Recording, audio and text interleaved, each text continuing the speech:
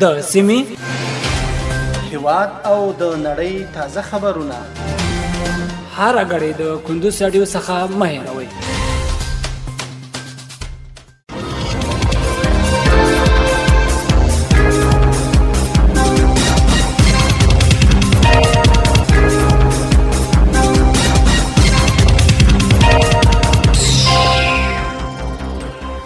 سلامونه د کندز رادیو درنو اوریدونکو، ستړي مشئ، دا وخت مو بخیر. په ماړم د کندز رادیو څخه د دې ساعت تازه او مهمو وروستي خبرونه ته. نن دوشنبه د وګیا د سنبله د دمیاشتې 26مه د 2023 میلادي کال د سپتمبر د میاشتې 16مه سره سمون لري. روانه خبري غړي درته زه سیر احمد سایل وړاندې کوم. خو په سر کې هم د څو مهمو خبرونو سره ټکی.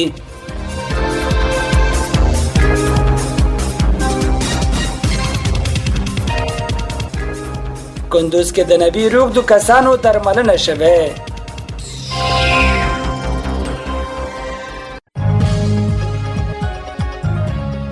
پنځیر کې ساکال نږدې 300 ټنه شار راټول کړل شوی.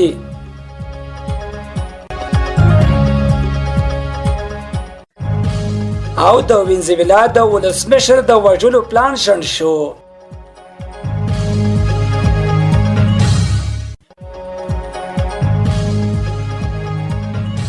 اوس هم بشپړ خبرونه. کندز کې د نوي روغدو کسانو درملنه شوه. د کندز امنیتي مسؤلینو په یاد ولایت کې په نشهیي توکو د نوي روغدو کسانو د درملنې خبر ورکړی دی. د کندز د امنیت قومندانۍ ویان قاری جمعدین خاکسار د باختر اژانس ته ویلي دغه روغدي کسان د یاد ولایت له بیلابیلو سیمو څخه راټول او د درملنې په موخه د روغدو کسانو کمپ ته لیږدول شوي وو چې له 3 میاشتو درملنې وروسته خپلو کورنۍ ته سپارل شوي دي. د نوموړي په وینا په تېر کال په نشهیي توکو 2900 روغدي کسان له درملنې وروسته خپلو کورنۍ ته سپارل شوي دي.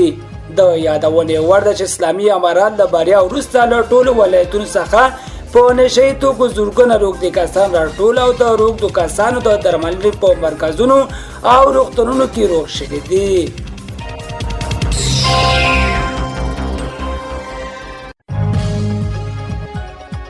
پنځیر کې ساکال نږدې 300 ټنه شات راټول کړل شوی.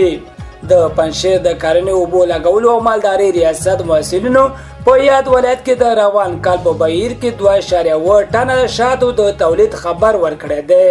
د پنځیر د کرنې اوبو لګولو مالدارۍ رئیس قاری فضل الله دیوبندي رسانه ته ویلي چې ساکال په پنځیر کې 2.8 ټنه شات ترلاسه شوي دي. نوموړي زیاته کړې په دغه ولایت کې د مچیو روزنې 300 کوچني او لوی فارمونه موجود دي چې پکې 293 صندوقونه ایښودل شوي دي. د نوموړي په وینا د پنځیر په فارمونو کې ایټالوي او قفقازي مچۍ شتون لري چې اوس په دغه فارمونو کې نږدې 1000 کسان په کار بوخت دي. د یادونې وړ چې پنځیر د مناسب اقلیم او هوا او ډول ډول ګلانو په لرلو سره د شاتو په تولید کې د هیواد په کچه شهرت لري.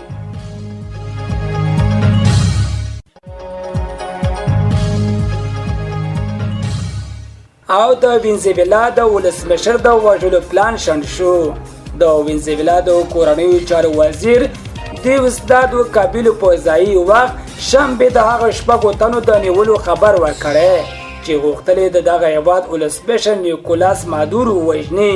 کابیل ویلي چې نیول شوي کسان 3 امریکایان، 2 هسپانویان او یو د چک جمهوریت وګړی دی او د امریکا د استخباراتي ادارې CIA له لوري رهبري کېدل.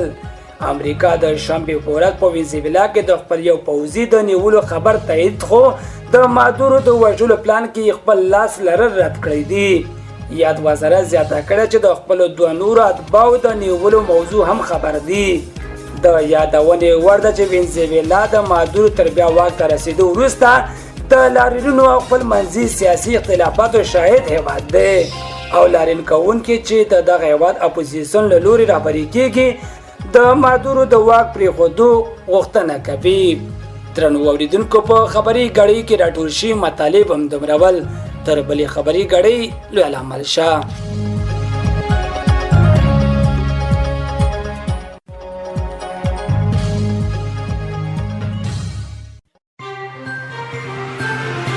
د سیمې، هیواد او د نړۍ تازه خبرونه هر غړي د کندز رادیو څخه مه هېروئ.